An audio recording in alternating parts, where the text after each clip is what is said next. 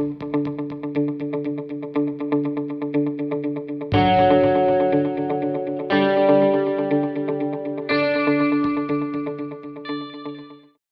everyone, welcome back to the channel. I'm Adelaide. I'm Mylko. And this is Cyberpunk 2077 Night City Wire Episode 2. Yes, we really enjoyed Episode 1, and since then we've been looking forward to seeing more of the game and hopefully more of Holly again. More Holly! So yeah, let's see what they're going to show us today. I wonder if she has those fantastic eyelashes again. Yeah.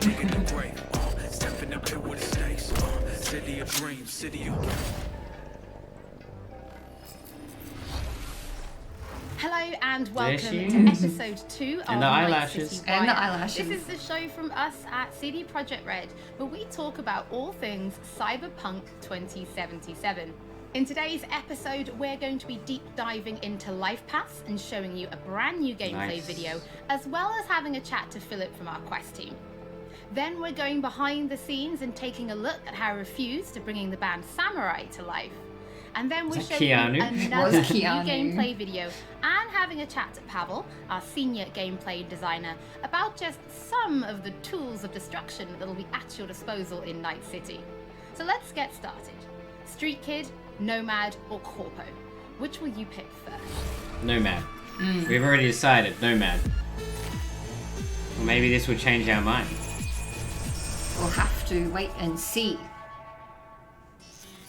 Life paths.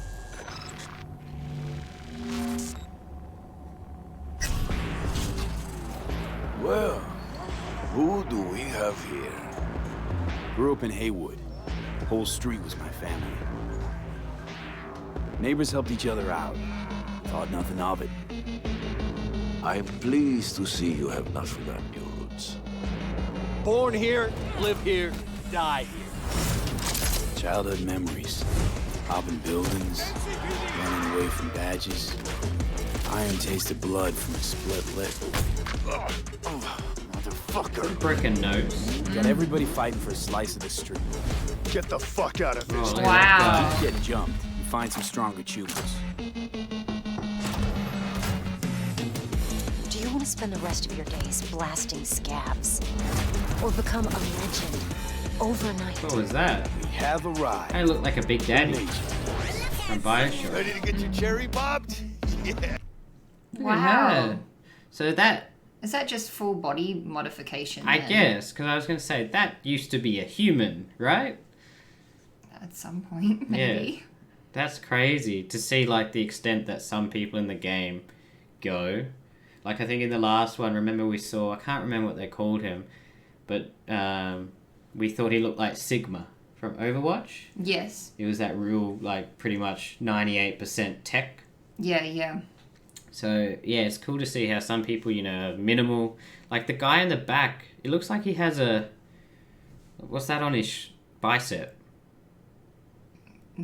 A type of iPod? Yeah, it looks like he's got an iPod strapped to it, so maybe it's an iPod. Maybe that's actually not an enhancement. But it looks like he has, from his elbow down, a mechanical arm. On Or both arms, hey. Oh, yeah. Because the other one, you can see that slightly like the cut, Curved. yeah, the curve in on the elbow Where joint. the joint, yeah, gets. Joint gets where the joint is. Yeah, joint gets. Come on! Okay, so this will be My childhood. us Let's see. when we play it. Racing my bobber for the first time through the hills. Oh, and first kiss in the middle of a synth cornfield. We nomads choose who to make I really our like the music. Yeah. And choice forges strong bonds and a higher duty that stands solid as an old oak. I just like how it's very, mainly because of the setting in the desert and the cars, but it's got that very Mad Max feel to it. Yes. And that's kind of what appeals to me about this life path. My family's in pieces. That's why I'm headed for Night City. Makes you an outcast. I do like the among music on this one. outcasts. Miss this. Helps set the mood. Camaraderie. Yeah, it's very reflective. I Yeah, know. compared to I the saw street it. kid. In Yeah. my heart the It's first very time. like live in the moment kind of adrenaline. Yes. That's a You know really what good way I to always put liked it. about nomads? Your taste, no, hunger for freedom. Not easy to come by. Was that a lizard? Corpse got Yeah, it looked like a claws and everything. hand puppet.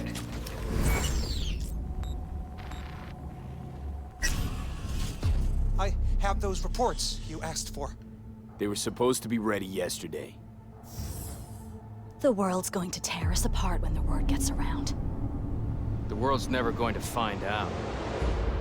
If I go down, you're going down with me. No! I'm not fucking joking. This isn't a request, V. But no way you're fucked, right? You're the one who fixes other people's shit. If you work in Arasaka counter intel, you're always fucked. Today, they got you to zero somebody. Tomorrow, Whoa. somebody Yeah, there he Yeah, is. there he is. Sigma guy. What's the rules, Jack? Want to be top? Gotta have some skin in the game. Yeah, but you're not on top. Saburo Arasaka is. And you're the pendejo who keeps him there.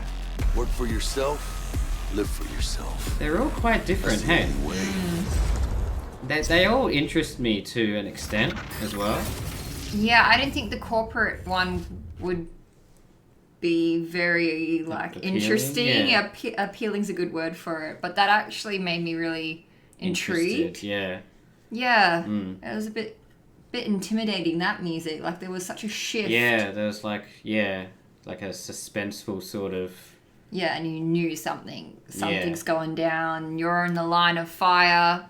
I kind of like that actually, which is surprising. It was cool. It should make multiple playthroughs of the game more interesting. Yeah, exactly. November 19.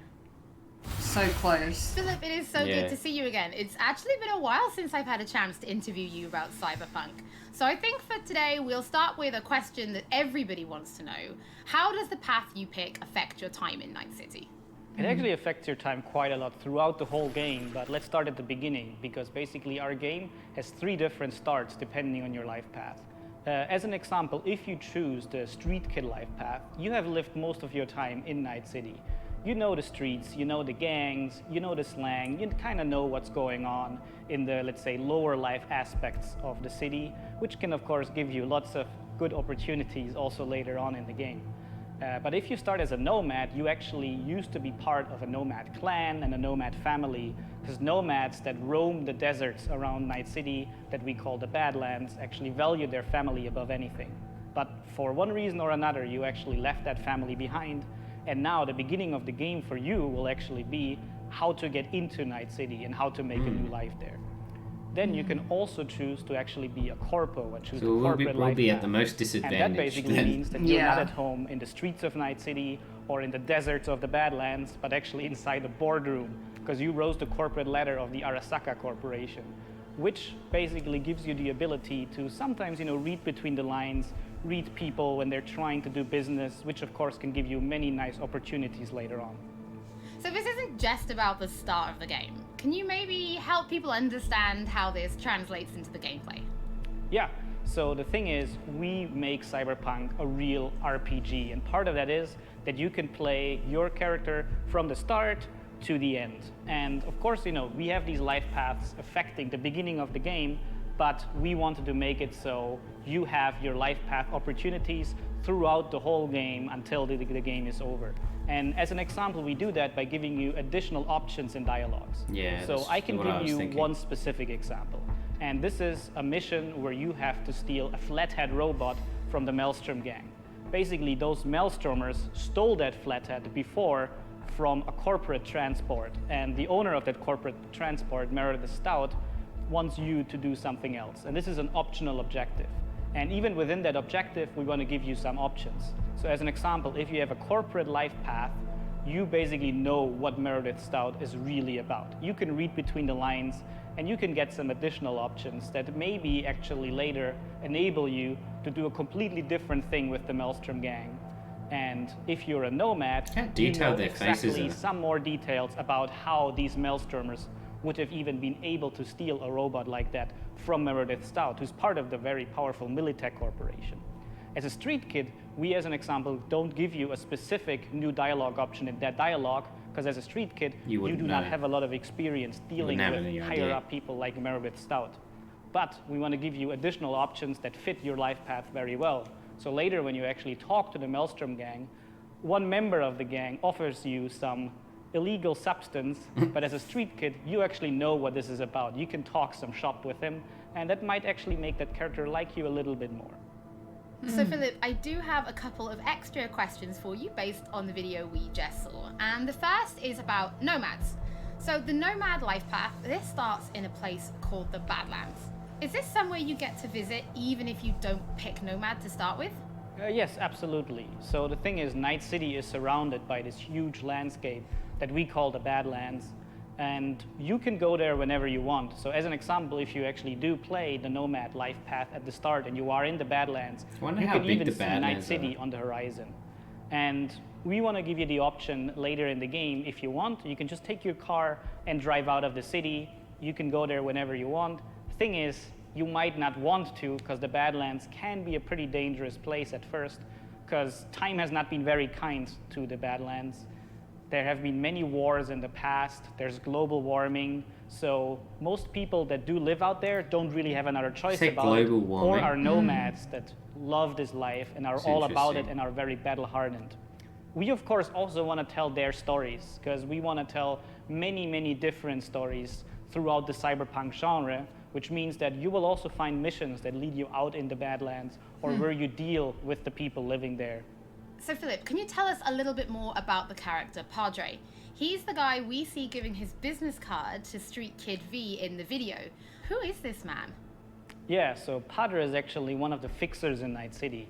And fixers are people that work as intermediaries.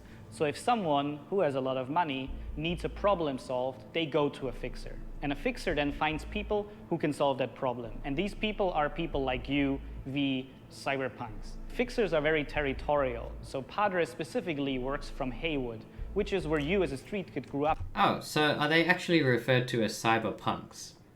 I just thought that was a clever name for the game. Yeah. I didn't really think too much about that, to be honest.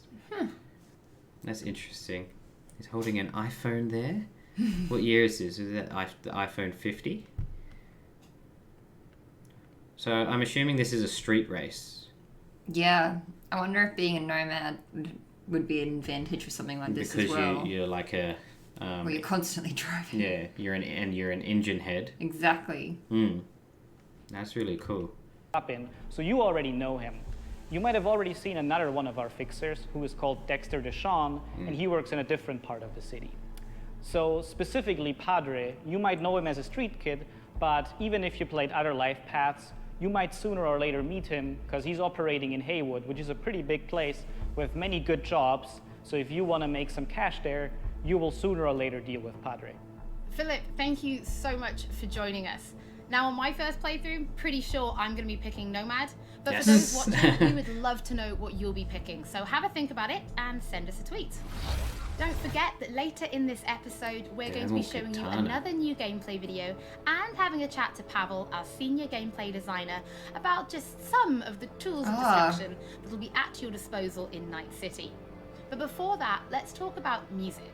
Because music plays a huge part in bringing Night City. I was going to say, the weapons, I wonder if they're going to be as interesting as the variety in Borderlands. Yeah, is that what you were thinking? I was just thinking, like, it's pretty cool if you can customize it. Yeah. But I think it wouldn't be a far reach to think that they wouldn't include that. Like, if you can customize so many different things. Like yourself and everything. Yeah, exactly. Yeah, surely that would translate to weapons as well. I like the look at the thermal katana.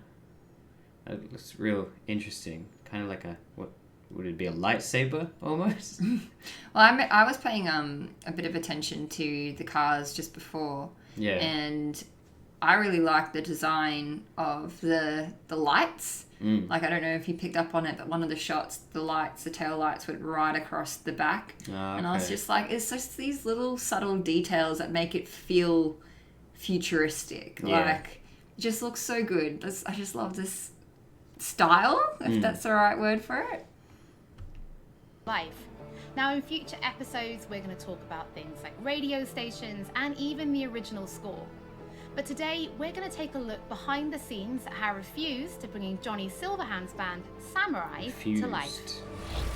Johnny Silverhand. I wonder if he actually sings. I wouldn't write these lyrics for myself.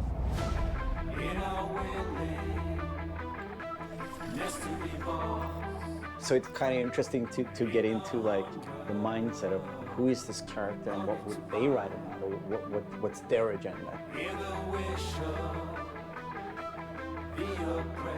It's interesting to try to like catch a language. It's got like a knife on his elbow. Yeah. Catch a language that's like part of this game.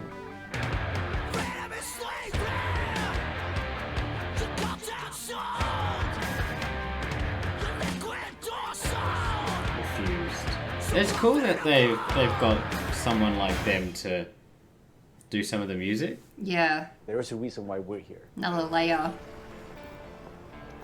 I can already tell that Silverhand's going to be like the favorite character. Maybe who was a fan It's of going to be hard not he to. refused with and he heard my Keanu. voice, and he said, "Oh, that's a perfect voice for Johnny."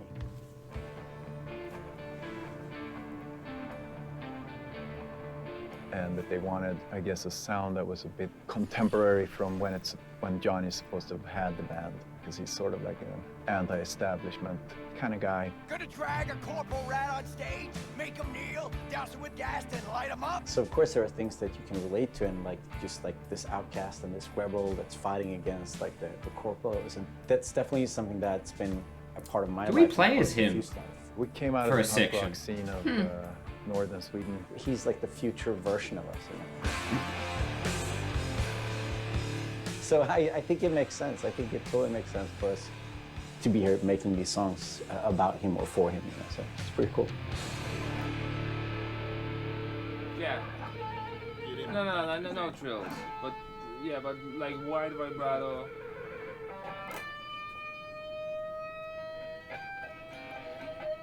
And then just sort of feel, yeah, slowly build sort of intensity.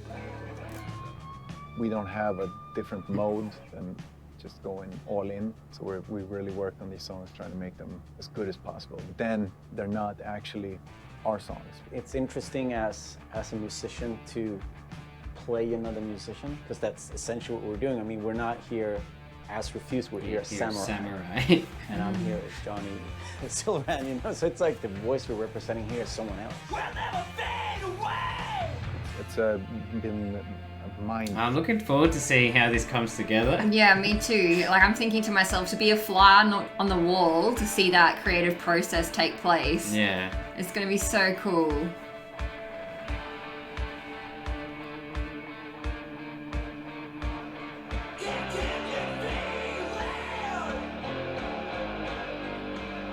Oh, I love that.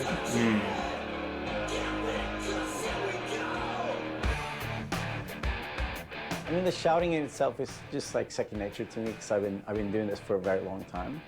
But then when someone comes in and says, I'm happy with everything except for Azalin. Again, it's Azza. Azza. Okay. the shouting's great, but think of that accent, or think of that like enunciation. It's a bit weird because it's a very different way of singing when you're screaming like that, and it's hard to sort of swallowing some syllables there. Adjust your accent. Oh yeah, just try it again.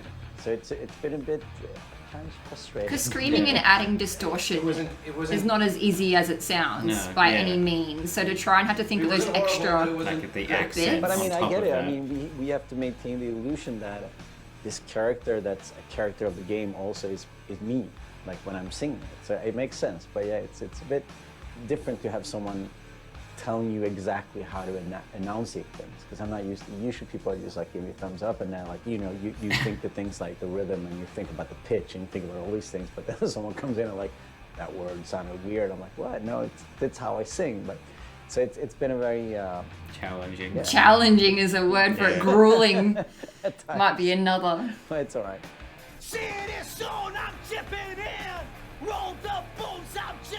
Wonder how it will feel in the game, going from like the character's normal talking voice to the singing voice. Yeah. Like how well they all match up. Like merge. Yeah. Well, you think of like the Disney movies, you know, they do that really well. Oh, yeah, where they have like a voice actor and then the singer for the character. Yeah.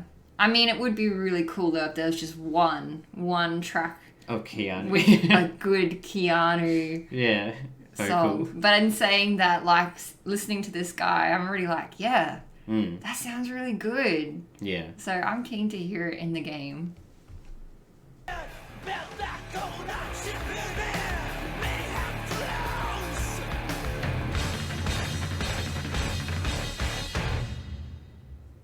It's a very interesting thing to be part of. As a person that's not a gamer, I don't think I fully understand the impact that this might have.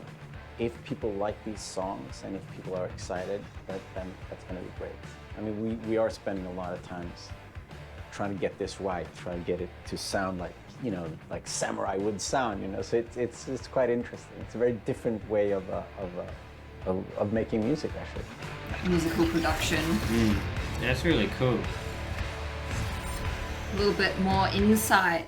Glad they showed that. You can already find 3 samurai tracks available on streaming services: Chippin' In, Never Fade Away, and The Ballad of Buck Ravers. But we're excited to announce a 4th new song called A Light Supreme, which is coming to streaming services today. That means you can check it out once the show is over. Don't forget that if you're tuning in late, or if you just want to watch anything again, we will be uploading everything to our channel soon. Next up, Pavel and I are going to introduce you to some creative ways that you can solve problems in Night City. Okay.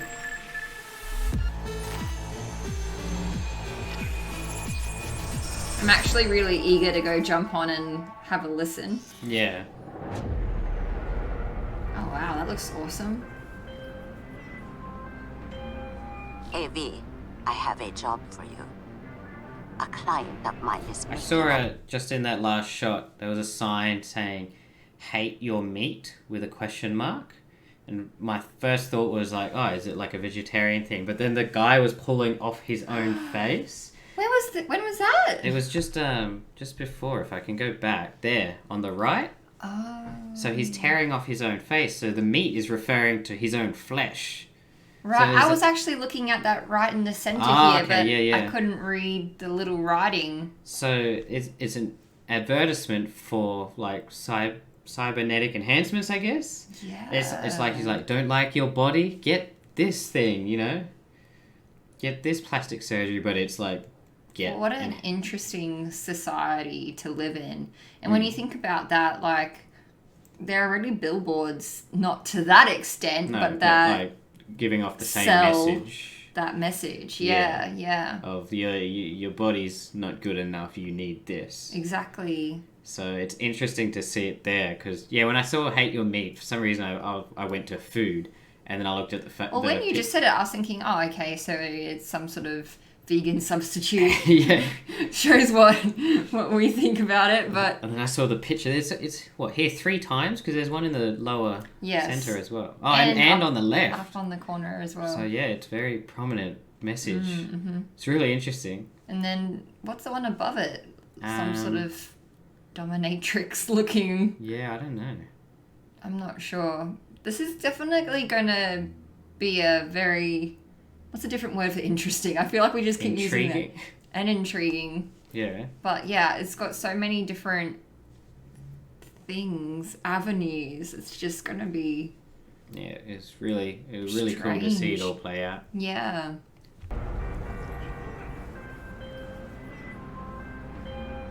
AV, I have a job for you. A client of mine is making an arms deal. He needs protection. You're going to see some weapons and tools. Very hot. The gun dealers on Maelstrom.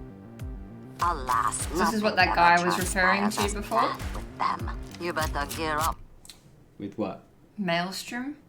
Ah, so a gang, another rival gang, I'm assuming. For this. It just looks so clear. Tech weapons. You can change scopes and everything. So yeah, you can, like you said, customize.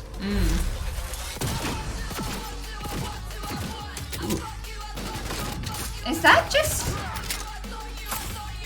What's the word for it? Like a shockwave? Yeah, but like... The body part isn't just falling off or getting hurt. It's like poofing away. Exploding away. What What's the part word were you for talking it? about? All of it. Oh, all of it. Like dismemberment. They're like, it's like pulverizing it. Yes. I guess. Is that the right word? I feel like that works. I'll take it. Power weapon. So is this more of your... Yeah. Non-tech? More similar to, I guess, what we have now. Smart weapons require apps. So my guess would be you shoot a tracker on someone and then the bullets will follow them. Kind of like the, I think, is it the Atlas weapons on Borderlands? Where you get the homing bullets? I don't use the Atlas weapons. Neither do I. I use Dal and Tedior. Tedior, yeah. Yeah. Actually, that's what I use as well. They're the two that I cycle through the most. Yeah. Alright, ready? We'll see it. Yep. See it? Oh, wow.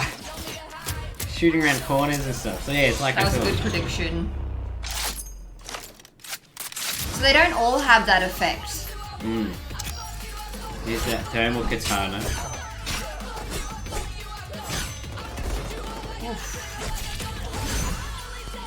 Cyberware. Whoa, okay, mantis blades. Nice. Holy crap. Whoa. Gorilla arms?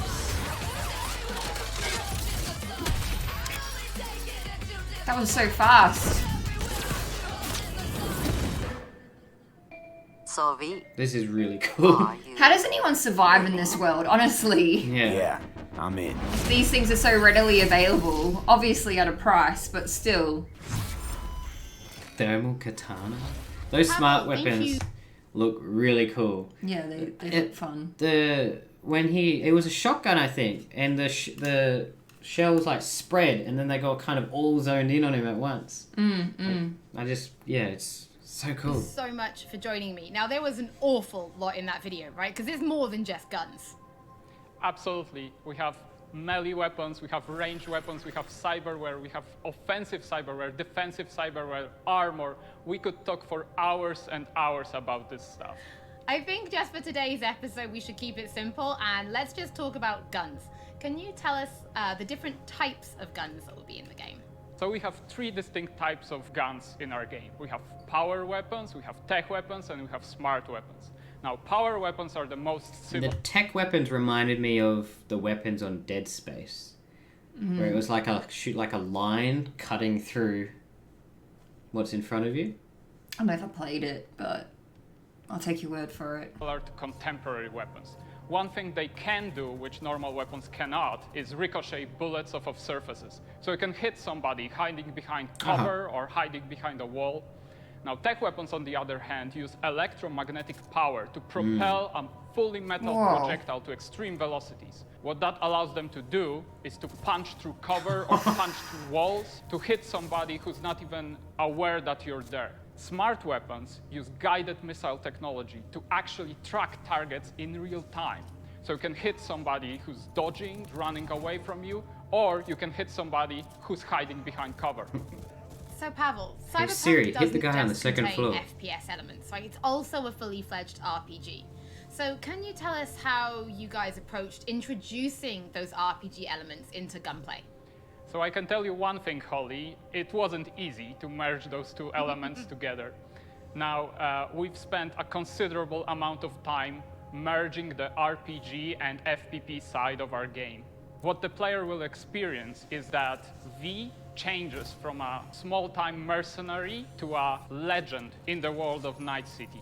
V becomes more and more proficient. Yeah, that shot. I love that. As the game progresses. So they will see that reload times become shorter, the accuracy of your weapons grows, you will have faster aiming time, you will move faster with your weapons.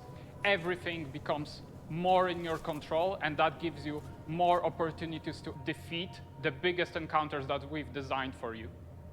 So I have prepared a few extra questions for you, Pavel, if you're feeling up to it. Of course.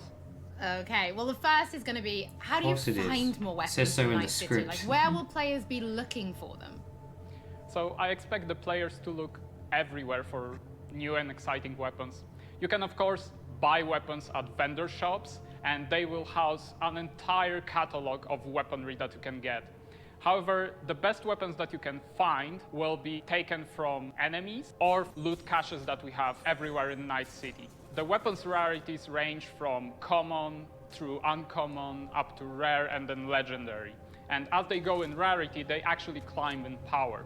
However, legendary weapons are very specific in such a way that they possess unique abilities that you will find on no other weapons in the game. The players will actually need to make some tough choices to find some legendary weapons, because maybe they need to choose whether to kill a person who holds the legendary weapons that they want, or to spare them because they like them as a character. There's going to be repercussions. Let's talk about weapon modifications. What mods can people give to their weapons in Night City? So we have two types of modifications in the game. One of them would be modifications that we call attachments.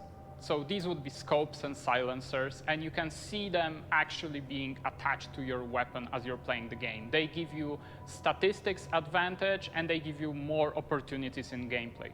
The other part of mods would be software mods. Now, these are basically small chips that you install in your weapon, and they actually change the statistics of the gun. They can give you damage, they can give you accuracy, or they can give you more fire rate. Some of those mods actually change the gunplay on a more fundamental level, so they can give you non-lethal rounds, biochemical rounds, to tear through that armor even faster. So I suppose for my final question... Would they be interchangeable, I wonder? Which is your favorite weapon so far in Like, Night City? not just for that particular gun, but so many across weapons a that variety? it's hard to choose just one. But I can mention some manufacturers with their weapons that I absolutely adore. The first manufacturer would be Tsunami Defense Systems, who... So it's like the manufacturers we were mentioning from Borderlands, so is that them there? Yeah. Or is that the weapon names? Where he's saying Tsunami produces the sniper rifle Nekomata. Okay, so Tsunami is the manufacturer, Nekomata is the name of the gun. Okay. That's a tech sniper rifle. That means that it can pierce through walls. So you can actually hit somebody who's hiding behind cover who doesn't even know you're there. Of course, I also like a close quarters approach. And this design reminds me of Moxie, which is very similar to this style of writing, actually. Yeah. Off the top of my head, anyway, from what I can remember. I feel like this would be more what you choose. Yeah. Close quarters power weapon. Yes, I think you're very right. Is a shotgun. One of the shotguns that we have in the game is Budget Arms Carnage. Now, that thing is cast from pure steel, and it weighs a ton. However, you can cut a person clean in half with it. Another shotgun that I absolutely love, it's for a more refined approach, I would say, is a smart shotgun, Kangtao Zhuo. That thing has 8 barrels, and that means it can track 8 targets independently. Now, killing an entire room was never simpler. Pavel, thank you Target so all of much the for fire joining me. shotgun. Thank you for having me. I'm actually pretty interested to see what kind of weapons people discover when they play Cyberpunk for themselves. Before we end episode 2, this is a reminder that those who wish to dive deeper into the lore... The more I see of this game, the more excited I get. Yeah. It's like, This is a brand new things book are so well thought through. And I just can't wait to see how that translates in the actual game. This November. That is it for today's episode. Thank Wow, you that felt so fast. much for joining us. Don't forget that if you've missed anything, or if you just want to Might watch check again, out some of we that will be uploading Those music. to our channels shortly. Jump on Spotify. Thank you so much for tuning in, and we'll be back with Night City Wire Episode 3 soon. Oh. Okay. So, what's the release date? November 19? That's so close, but yet so far away. I wonder how many more Of they're these. planning on doing. Right. Like how many more episodes? Because it's not that far away. No. When you think about it. The last one, it was July? Was it July? I think so. So a couple months. So maybe it'll be like once a month until the release. Yeah. So we're in August now. Yeah. So September. What's they going to do? One more maybe next month. Because I don't think they have to show. Well, they could do September and October. Oh yeah, there's an October before there is a November. Oh man, that means the game's even further away. It's late for us while we're doing this, so please bear with us. Oh man, that means it's going to be longer before I can play it. It will be here before you know it. Yeah. No, I feel like I really like seeing all this stuff, but at the same time, like, they don't have to show anyone anything. I think we're all just on board now. I think it's also just to build the appreciation for how the game has come together, like the journey that they've been on to create this. Yeah. And it's CD Projekt Red, and they've always been one to be very like in touch with their audience. Yes, and yes. Gamers. But I also think too that like it's eye-opening for us as consumers, as the gamers, because some people can be so quick to throw judgment out there, but to actually see the process can help. Yeah. Maybe develop not just appreciation, but an understanding towards what they go through to achieve what they make. Yeah. I hope that makes sense. It's like, the people who made this game are actually real people with like hopes and dreams. No, but things that they have like poured their passion into, and they're really excited to show about the game. Exactly. Oh, that's really cool. Anyway, I think my favorite thing was the whole music. Me too. With for the samurai band. Yeah. So I'm really excited to see how that all kind of plays out when we play the game. Mm-hmm. I agree. But anyway, so that was episode 2 of Night City Wire. We'll definitely be back for another reaction when they do episode 3. Yep. But you can head over to our channel to see our reactions to other various showcases and events, and I don't know, maybe watch a Let's Play series while you're there. Yeah, that'd be nice. Yeah. Anyway, if you did enjoy this, please leave a like and subscribe, and we will see you next time. Bye. Bye.